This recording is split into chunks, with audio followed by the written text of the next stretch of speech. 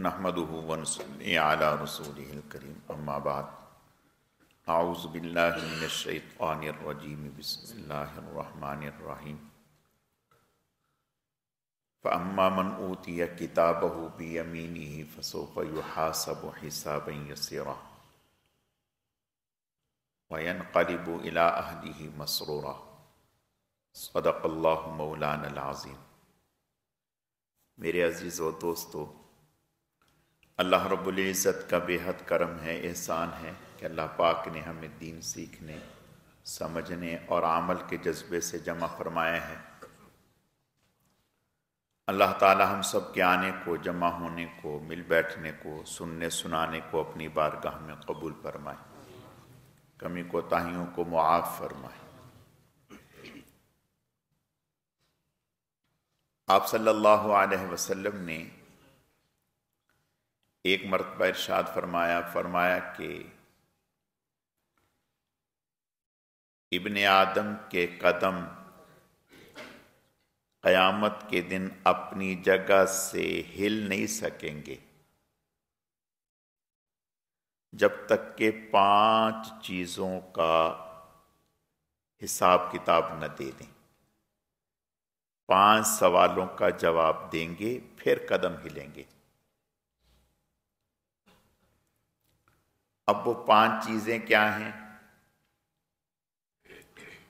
ایک تو یہ ہے کہ اپنی عمر، اپنی زندگی کس کام میں فنا کی۔ دوسرا یہ ہے کہ اپنی جوانی کو کہاں ضائع کیا۔ تیسرا یہ ہے مال کہاں سے کمایا، کیسے کمایا اور کہاں پر کیسے خرچ کیا۔ 5ویں چیز ہے اپنے علم کے مطابق کتنا عمل کیا۔ تو پہلی بات تو یہ کہ جواب دینا، کہیں بھی حساب کتاب دینا مشکل ہوتا ہے، یعنی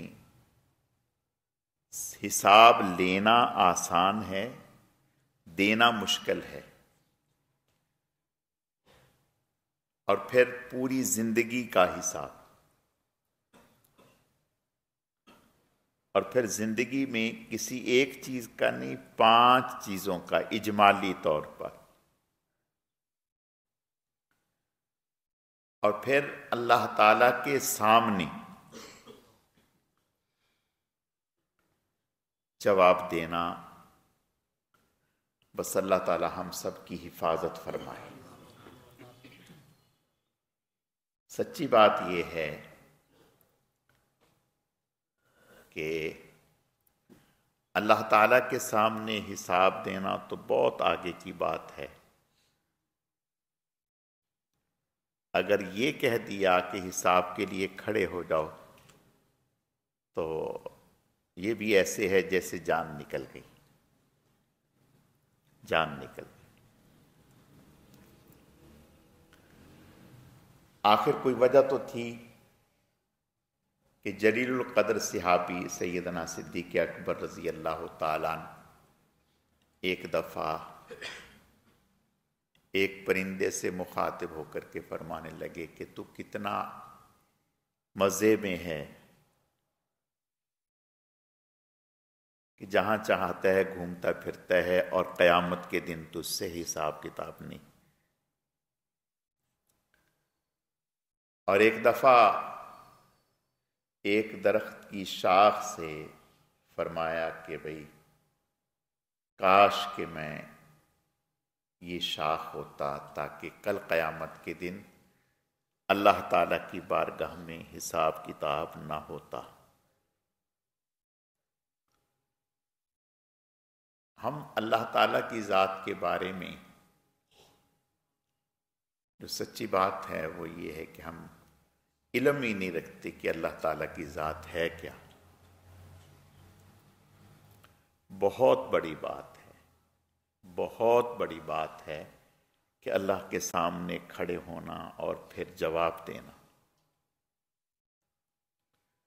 اللہ، آپ صلی اللہ علیہ وسلم نے ارشاد فرمایا کہ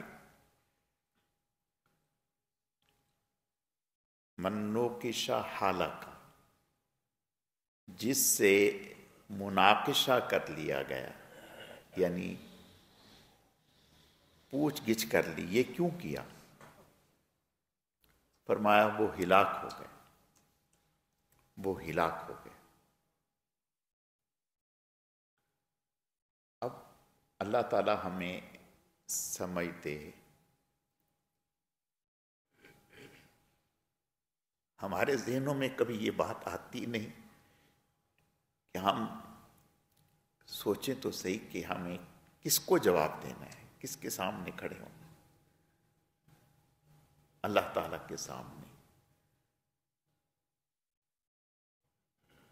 بس یہ دعا کریں کہ یا اللہ پاک ہمیں بغیر حساب و کتاب کے آپ ہم پر رحم فرما دیں، اور سچ پوچھیں تو ہم تو یہ بھی منہ نہیں رکھتے کہ اللہ تعالیٰ کے سامنا کر سکیں، ہم یہ بھی منہ نہیں رکھتے کہ ہم اللہ تعالیٰ کا سامنا کر سکیں۔ ہے ہمارے پاس کیا؟ سوائے سیاہکاریوں کے، گندگیوں کے، گناہوں کی، غلاظتوں کے، اور ہے کیا؟ حضرت عائشہ صدیقہ رضی اللہ تعالی عنہا فرمانے لگیں یا رسول اللہ، یہ جو اللہ فرماتے ہیں فَأَمَّا مَنْ أُوتِيَ كِتَابَهُ بِيَمِينِهِ فَسَوْفَ يُحَاسَبُ حِسَابًا يَسِيرًا، اللہ تو یہ فرماتے ہیں کہ حساب یسیر، اور آپ نے یہ فرمایا کہ منو کی شہالہ کا، جس سے مناقشہ کیا گیا وہ ہلاک ہو گیا۔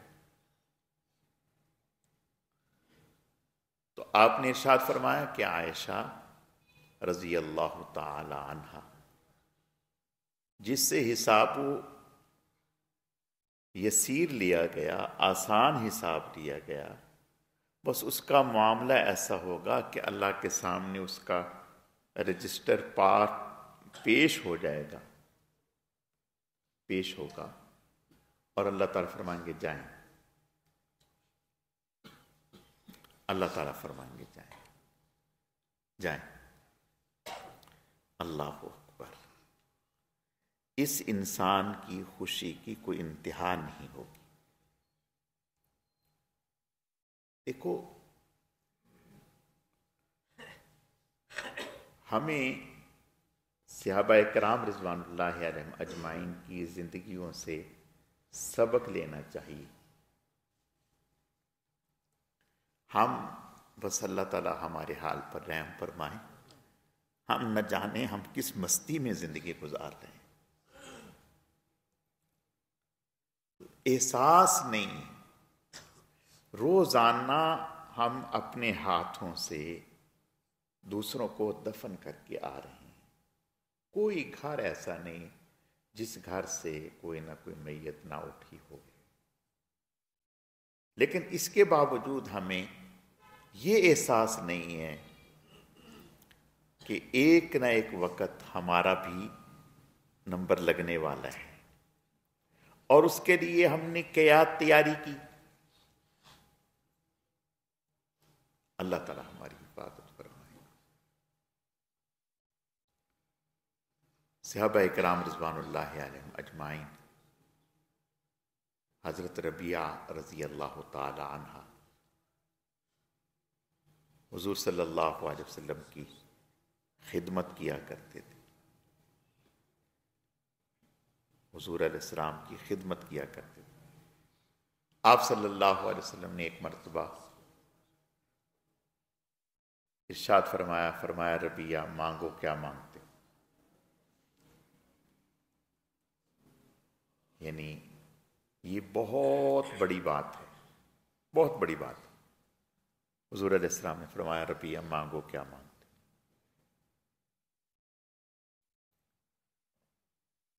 حضرت ربیہ رضی اللہ تعالیٰ عنہ فرمانے لگے یا رسول اللہ قیامت کے دن جنت میں آپ کی رفاقت مانگتا ہوں، بس یہ مل گئی تو سب کچھ مل گیا۔ آپ نے فرمایا کچھ اور مانگو، فرمایا یس یہی، فرمایا کچھ اور مانگو، فرمایا بس یہی۔ آپ نے یہ نہیں فرمایا کہ بھئی اب آج کے بعد تم بے فکر ہو جاؤ، بے غم ہو جاؤ، کچھ کرنے کی ضرورت نہیں، کچھ محنت کی ضرورت نہیں۔ آپ نے فرمایا ربیہ پھر تو سجدوں کی کثرت سے میری مدد کرو، سجدوں کی کثرت سے میری مدد کرو، یعنی پھر اللہ کی عبادت میں حتی المقدور اپنی طاقت کے بقدر کمی نہ آنے دو، اللہ کے احکامات کو پورا کرو، اللہ کے احکامات کو پورا کرو۔ حضرت ابن عباس رضی اللہ تعالیٰ فرماتے ہیں کہ ایک دفعہ آپ صلی اللہ علیہ وسلم کے ساتھ سردی کے زمانے میں ہم باہر تھے، تو ایک درخت کے نیچے بیٹھے ہوئے تھے، تو تھوڑی ہوا چلی تو جو سوکھے پتے تھے وہ جھڑ گئے، جو تھوڑے تازے تھے وہ کھڑے رہے۔ آپ صلی اللہ علیہ وسلم نے حضرت عباس رضی اللہ تعالیٰ عنہ، ابن عباس رضی اللہ تعالیٰ عنہ سے فرمایا کہ بھئی اس سے کچھ سمجھا آپ نے، اس سے کچھ سمجھا؟ انہوں نے فرمایا یا رسول اللہ صلی اللہ علیہ وسلم اللہ اور اس کا رسول زیادہ جانتا ہے کہ اس سے کیا مطلب ہو سکتا ہے۔ آپ نے ارشاد فرمایا کہ جب کوئی انسان اللہ تعالیٰ کا خوف محسوس کرتا ہے، اللہ تعالیٰ کا ڈر محسوس کرتا ہے، تو اس سے اس کے گناہ ایسے جھڑ جاتے ہیں جیسے اس درخت سے پتے جھڑ گئے، ایسے اس کے گناہ جھڑ جاتے ہیں۔ تو اللہ تعالیٰ کا ڈر اور خوف جب انسان میں ہوتا ہے، اب دیکھیں ہم دنیا میں دیکھتے ہیں کہ اگر کوئی بڑا افسر کھڑا ہو روڈ پر، سارجنٹ کھڑا ہو، تو ہم سگنل نہیں توڑتے، سگنل نہیں توڑتے۔ کیوں نہیں توڑتے؟ اس خیال سے کہ بھئی بڑا افسر کھڑا ہے، ہمارا چلان ہو جائے گا، چلان ہو جائے گا، ہم سگنل نہیں توڑتے۔ اگر دل میں یہ احساس ہو کہ ہمیں اللہ تعالیٰ دیکھ رہے ہیں اور اللہ تعالیٰ کے سامنے ہم نے کھڑا ہونا ہے، تو پھر اللہ تعالیٰ کا حکم توڑتے ہوئے بھی اسی طرح سے خوف آئے، لرز آئے۔ اور اسی چیز کا نام دیکھیں، تصوف کچھ ایسی کوئی چیز نہیں ہے کہ آپ کے سر پر کسی نے کوئی رومال باندھ دیا، کوئی پگڑی باندھ دی، نہیں، یہ کوئی خاص قسم کا لباس پہن لیا، نہیں۔ تصوف نام ہی اس بات کا ہے، ساری عبادتوں کا خلاصہ یہ ہے، خواہ وہ تصوف کی لائن سے ہو، خواہ وہ جہاد کی لائن سے ہو، خواہ وہ تبلیغ کی لائن سے ہو، خواہ وہ درس و تدریس کی لائن سے ہو، ساری عبادتوں کا خلاصہ یہ ہے کہ انسان کے دل میں اس بات کا استحضار پیدا ہو جائے کہ مجھے اللہ کے سامنے حاضر ہونا ہے اور اللہ کے سامنے جواب دہی کرنی ہے اور اللہ تعالیٰ کے سامنے پیش ہونا ہے۔ ہر وقت یہ دھیان آ جائے، بس اسی کا نام سب کچھ ہے، اسی کا نام سب کچھ ہے۔ ہمارے اکابر رضوان اللہ علیہ اجمعین، ان میں یہی اللہ نے صفات پیدا کرتی تھی، یہی خوبیاں پیدا کرتی تھی کہ ہر وقت ان کے ذہنوں میں یہی بات ٹھہری رہتی تھی. ہمارے بزرگوں میں ڈاکٹر عبدالحی صاحب عارفی رحمۃ اللہ علیہ حضرت حکیم الامت کے خلفاء میں سے تھے، اور ہمارے حضرت تقی صاحب دامت برکاتہم العالیہ، رفیع عثمانی صاحب، مولانا یوسف الدہانوی صاحب، ان حضرات کے شیخ تھے، اور بھی بڑے بڑے اکابر علماء کے شیخ تھے. حضرت تقی صاحب فرماتے ہیں کہ حضرت ہمارے والد صاحب کے انتقال پر، ہمارے والد صاحب کے انتقال پر تعزیت کے لیے ہمارے ہاں تشریف لائے. جب تعزیت کے لیے تشریف لائے، چونکہ یہ ایک صدمے کا موقع تھا، تو ہم نے سوچا کہ کیا پیش کریں حضرت کو، کچھ تواضع بھی ہو جائے. کھانا یا کوئی اور چیز ہمیں اندازہ تھا کہ حضرت نہیں تناول فرمائیں گے، تو کہنے لگے کہ ہم نے گھر میں خمیرہ رکھا ہوا تھا، خمیرہ رکھا ہوا تھا، تو وہ لے کے گئے اور حضرت کو پیش کیا.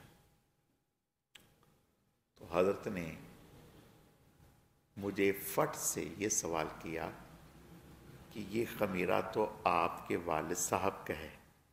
یعنی حضرت چونکہ یہاں آنا جانا تھا اور پتہ تھا کہ حضرت جو ہے اس طرح کی چیز استعمال کرتے ہیں. فرمایا یہ تو آپ کے والد صاحب کا ہے، ان کا انتقال ہو گیا، اب آپ سب کے ورثاء کی اجازت سے لائے ہیں. سوچیے، آپ سب ورثاء کی اجازت سے لائے ہیں، یعنی اس میں صرف آپ اکیلوں کا حق نہیں، پورے ورثاء کا حق ہے. یہ دھیان، یہ دھیان، یہ دھیان.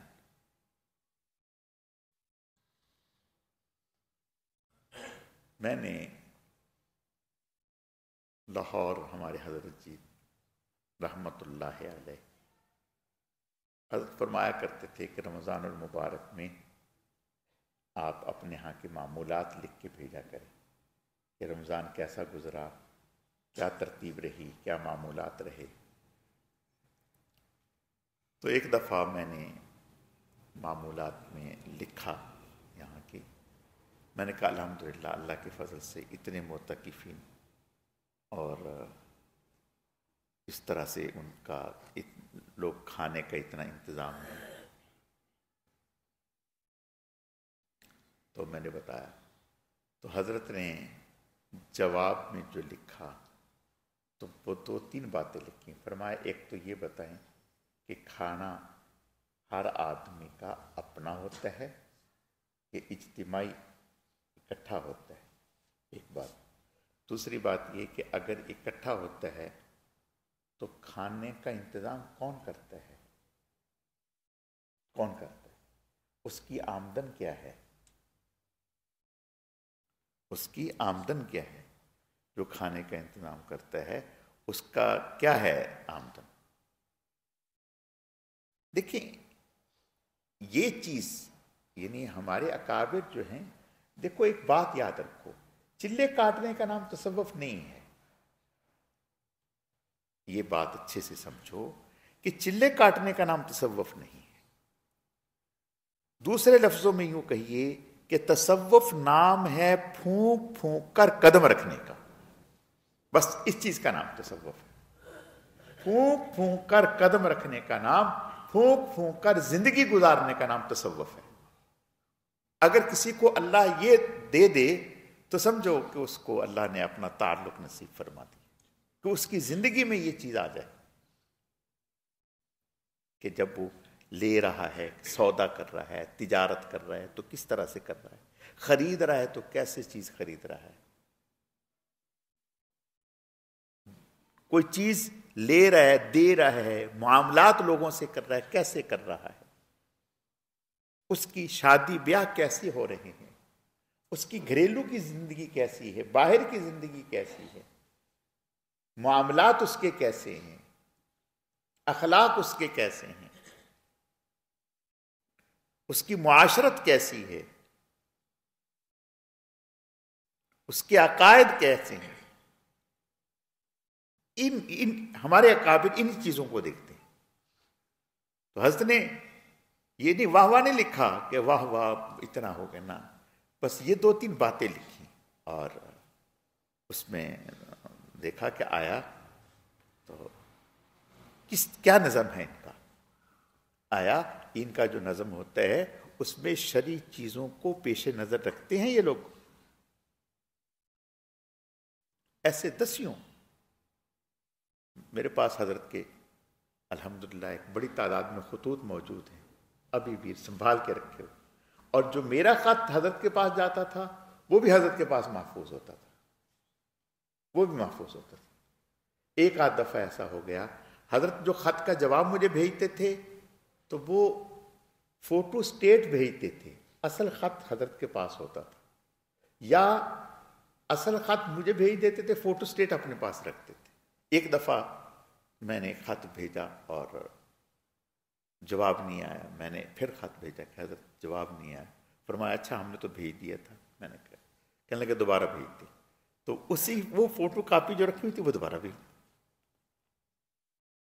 تو ایسی باریک باریک باتیں جس طرف انسان کا دھیان نہیں جاتا، ان چیزوں کے بارے میں سوال کرنا، پوچھنا، دیکھنا کہ آیا یہ ان چیزوں میں احتیاط کرتے ہیں نہیں کرتے، کیسے زندگی گزار رہے ہیں۔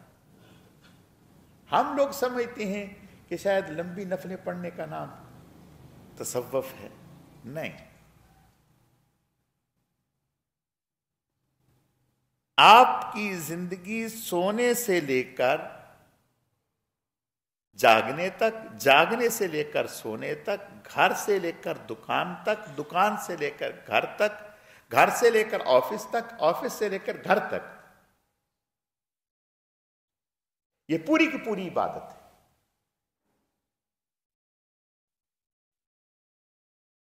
ہمارے مدرسے میں ایک مولانا صاحب تھے، شہید ہو گئے، اللہ تعالیٰ ان کے درجات کو بلند فرمائے۔ ایک دفعہ میں مدرسے میں گیا تو وہ قرآن پڑھنے،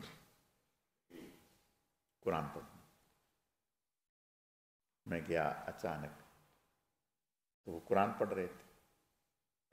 خیر جب انہوں نے قرآن پڑھ لیا، مجھے دیکھ کے انہوں نے کہ تھوڑا بہت پڑھنا تھا، پڑھ کے بند کر دیا۔ میں نے ان سے کہا حضرت بات یہ ہے کہ میں نے آپ کو قرآن پڑھنے کے لیے تو یہاں نہیں رکھا، قرآن پڑھنے کے لیے تو اوپر ہمارے پاس بچے بہت ہیں، آپ کا یہ وقت تو مدرسے کا ہے، آپ کے ذاتی کاموں کا نہیں ہے، یہ تو آپ کا ذاتی کام ہے، انفرادی کام ہے، مدرسے کا کام نہیں ہے۔ وہ حیران ہو کر میری طرف دیکھنے لگے، تو کہنے لگے کہ میرا فارغ وقت تھا۔ میں نے کہا فارغ وقت ہو سکتا ہی نہیں، کیسے فارغ وقت ہوگا؟ فارغ وقت ہو ہی نہیں سکتا۔ اب وہ پھر میری طرف حیران، کوئی فارغ وقت کیوں نہیں؟ میں نے کہا جو فارغ وقت ہے آپ اس وقت میں سوچیں کہ مدرسے کے کون سے کام ایسے ہیں جو بہتر سے بہترین ہو سکتے ہیں، کون سے خامیاں ایسی ہیں جن کو دور کیا جا سکتا ہے، کون سی چیزیں اور اچھی کی جا سکتی ہیں۔ میں نے کہا آپ اس کو سوچیں، آپ اگر تلاوت کرنے بیٹھ جائیں گے تو آپ کا دماغ ادھر کیسے چلے گا؟ خیر سمجھ، ناراض نہیں ہو، بات سمجھ گئے، بات سمجھ۔ دیکھو ہم اپنے آفس میں چلے جائیں، اپنے آفس میں جا کر اپنے آفس میں چلے جائیں اور جا کر کے وہاں تلاوت کرنا شروع کر دیں تو ہم سمجھیں گے تو بھائی ہم تو بڑا نیکی کا کام کر رہے ہیں۔ نہیں، بالکل بھی نہیں، اس لیے کہ وہ وقت ہمارا نہیں ہے، وہ تو ہمارے آفس کا ہے، ہم وہاں جا کے وہ کام کریں گے۔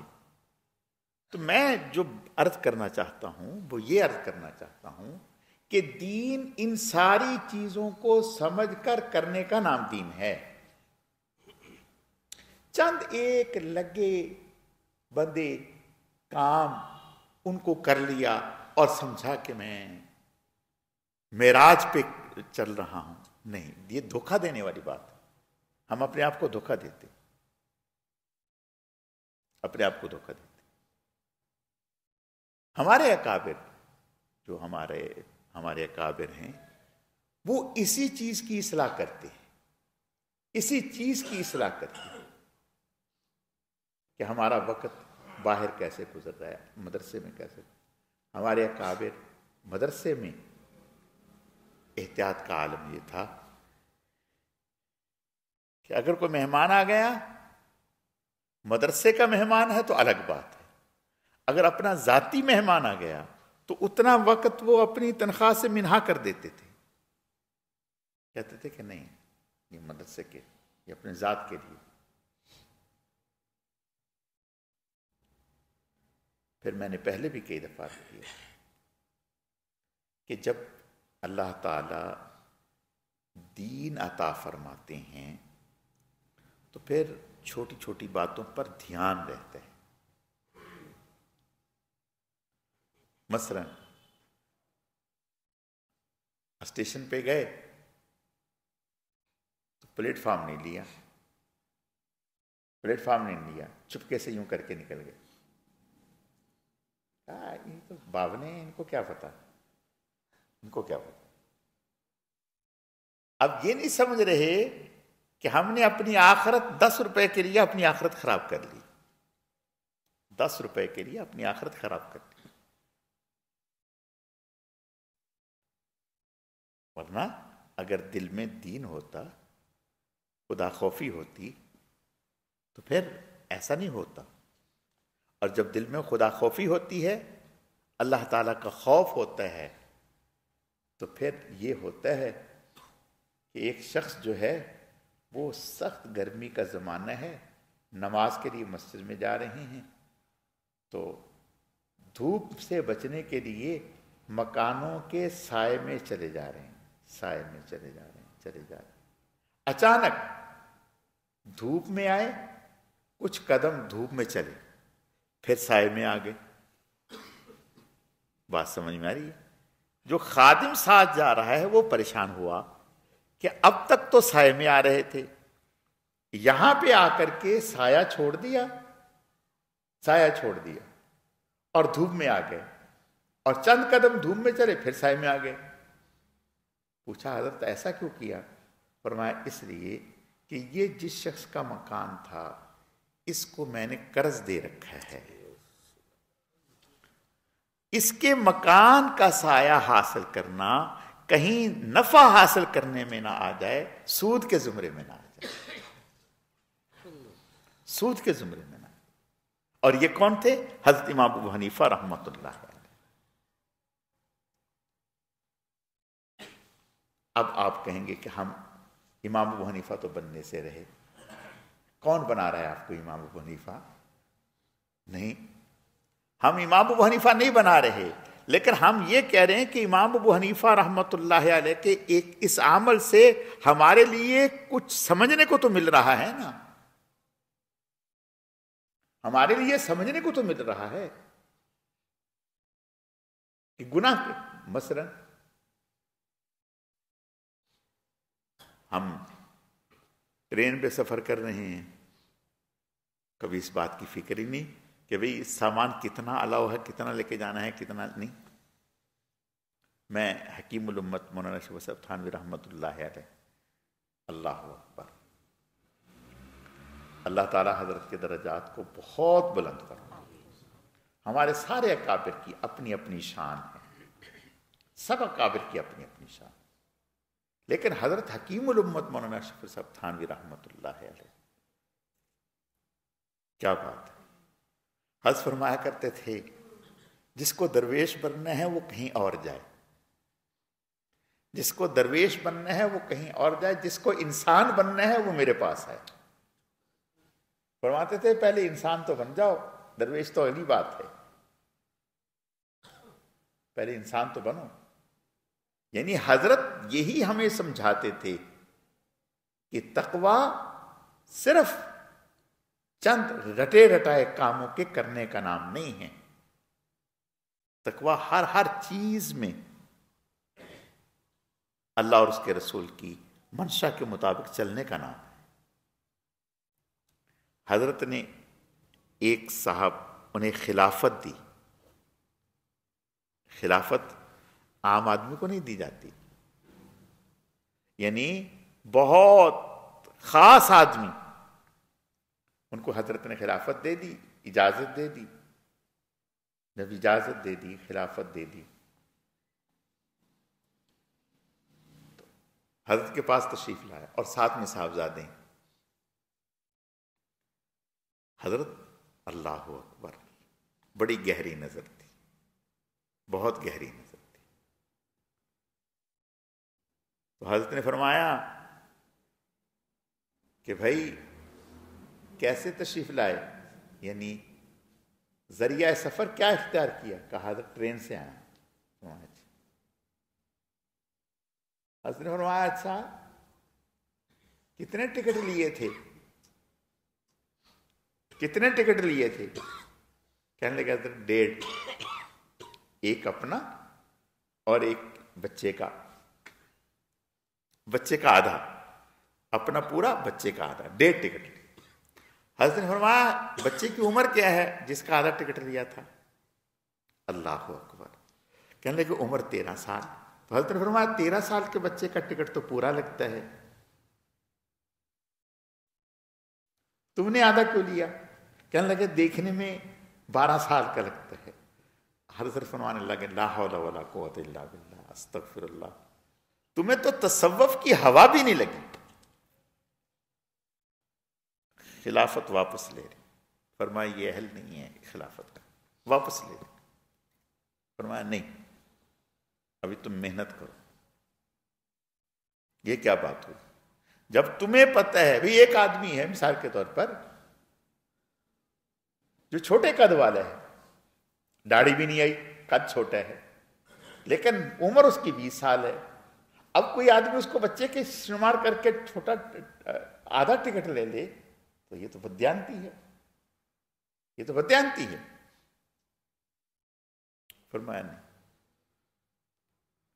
تو میں عرض یہ کرنا چاہتا ہوں کہ خدا خوفی جب اللہ عطا کرتے ہیں تو پھر ان ساری چیزوں پر نظر ہوتی ہے، پھر اللہ یہ نظر کھول دیتے ہیں، پھر باطن کی نگاہ اللہ کھول دیتے ہیں، پھر ایک ایک چیز پر نگاہ جاتی ہے، پھر ایک ایک چیز پر نگاہ جاتی ہے، پھر آنکھیں بند کر کے زندگی نہیں گزارتا انسان، اور لا یعنی پن سے زندگی نہیں گزارتا، پھر پھونک پھونک کر قدم رکھتا ہے۔ اور یہی چیز جو ہے ہم چاہتے ہیں کہ ہم میں آ جائے، یہی چیز ہم چاہتے ہیں کہ ہم میں آ جائے۔ تو میرے بھائیوں، یہ محض سننے سے تو نہیں آئے گی، سننے تو آپ سنی بن جائیں گے، سننے سے تو نہیں آئے گی، کرنے سے آئے گی۔ حضرت کے خلفاء میں سے خواجہ عزیز الحسن مجذوب رحمۃ اللہ علیہ، خواجہ عزیز الحسن مجذوب رحمۃ اللہ علیہ، بہت بڑے آدمی تھے، بہت بڑے آدمی۔ ان کا مرغا تھا، مرغا، بعض مرغے ایسے ہوتے ہیں کہ وہ آدمیوں کو بھی وہ ٹھونگے مارنے لگتے ہیں، کٹخانہ کہہ دیتے ہیں اس کو شاید، تو وہ کٹخانہ ہو گیا یا تھا، پتہ نہیں تھا۔ تو حضرت نے فرمایا خادم کو کس کو بیچ دو، اور بیچ کے آؤ، اور کہا کہ دیکھو بازار میں جانا، لوگوں سے کہنا مرغا تو 1000 روپے کا ہے لیکن اس میں یہ نقص ہے، اس کی وجہ سے یہ 500 کا۔ جب وہ جانے لگا خادم تو فرمایا رکو رکو، مجھے دے دو۔ کہا کہ ہو سکتا ہے تم شرم کے مارے یہ بات نہ کہہ سکو، تم شرم کے مارے یہ بات نہ کہہ سکو۔ خواجہ عزیز الحسن مجذوب رحمۃ اللہ علیہ 22 گریڈ کے افیسر، وہ مرغا بغل میں دبایا اور خود بازار میں چلے گئے اور جا کر کے بیٹھ گئے اور آواز لگانے لگے کہ یہ برائے فروخت ہے، قیمت اس کی اتنی ہے، لیکن اس نقص کی وجہ سے میں اس کو اتنے کا بیچ رہا ہوں۔ اب بتائیں یہ کیا ہے؟ اس سے ہمیں کیا سیکھنے کو ملتا ہے؟ اس سے ہمیں کیا سمجھنے کو ملتا ہے؟ اس سے ہمیں یہ سیکھنے کو سمجھنے کو ملتا ہے کہ چند چیزوں کے اختیار کر لینے کا نام تصوف نہیں ہے، بزرگی نہیں ہے، ولایت نہیں ہے۔ خواجہ عزیز الحق مذہوب رحمۃ اللہ علیہ کہا کرتے تھے، بہت دور پہنچا ہے مجذوب پھر بھی، بہت دور پہنچا ہے مجذوب پھر بھی، بہت دور ابھی ہے مقام محبت۔ بہت دور پہنچا ہے مجذوب پھر بھی، بہت دور ابھی ہے مقام محبت۔ فرماتے تھے بہت سفر طے کر لیا، لیکن ابھی بھی مقام محبت تو بہت آگے کی بات ہے، بہت آگے کی بات ہے۔ دعا کریں اللہ ہمیں بھی اپنے محبوبین جیسا بننے کی توفیق عطا فرما اور اپنے محبوبین میں شامل فرما لے۔ یہ فکر جو اللہ تعالیٰ اپنے محبوبین کو عطا کرتے ہیں، اللہ ہمیں بھی نصیب فرما دے، لیکن محض سننے سے نہیں، دل میں نیت کر لیں، طے کریں، ارادہ کریں کہ انشاءاللہ ہم ایسا کریں گے، انشاءاللہ ایسا کریں گے۔ دیکھو ایک بات یاد رکھو، حدیث شریف میں آتا ہے اللہ فرماتے ہیں کہ سارے انسانوں کو ہم جنت میں ڈال دیں ہمیں کوئی پرواہ نہیں، سب کو جہنم میں ڈال دیں کوئی پرواہ نہیں، کوئی پرواہ نہیں، سارے عبادت کرنے لگ جائیں ہمیں کوئی پرواہ نہیں، سارے نافرمان ہو جائیں ہمیں کوئی پرواہ نہیں۔ تو ہماری عبادت سے اللہ تعالیٰ کو کوئی فائدہ نہیں ہے، ہمارا ہی نفع ہے۔ لیکن ہم دیکھیں کہ ہم عبادت بھی کرتے ہیں یا خالی خول عبادت کی صورت ہی بناتے ہیں اور عبادت نہیں۔ عبادت کریں گے تو پھر عبادت کا اثر بھی ہوگا۔ ایسا نہیں ہے کہ آپ کوئی معجون کھائیں اور اس کا اثر نہ ہو، آپ کوئی طاقت کی چیز کھائیں اس کا اثر نہ ہو۔ جب ہر طاقت کی چیز کا اثر ہے تو پھر عبادت بھی تو ایک طاقت کی چیز ہے، اس کا اثر کیوں نہیں؟ اس کا مطلب یہ ہے کہ ہم عبادت کا محقق کر نہیں پا رہے۔ اللہ تعالیٰ مجھے آپ کو سمجھنے کی، عمل کرنے کی توفیق عطا فرمائے۔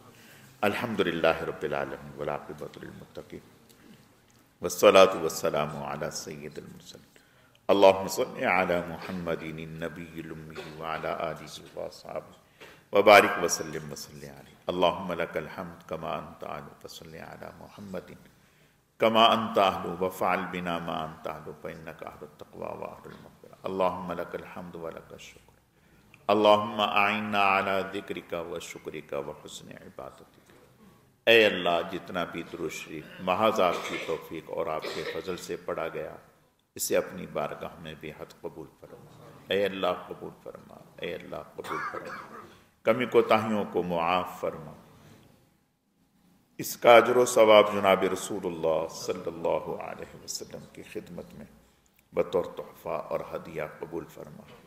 پھر آپ علیہ السلام کے صدقہ اور طفیل سے آپ کی ازواج، اہل بیت، خلفائے راشدین، عشرہ مبشرہ، تمام صحابہ کرام و صحابیات، تمام انبیاء کرام، حضرت شیخ الحدیث رحمۃ اللہ علیہ، ہمارے حضرت جی رحمۃ اللہ علیہ، سلسلے کے تمام اکابر اسلاف، بزرگان دین، مشائخ اعظام، ہم سب کے والدین، ہم سب کے اساتذہ کرام، پوری امت کو اے اللہ اس کا اجر و ثواب پہنچا۔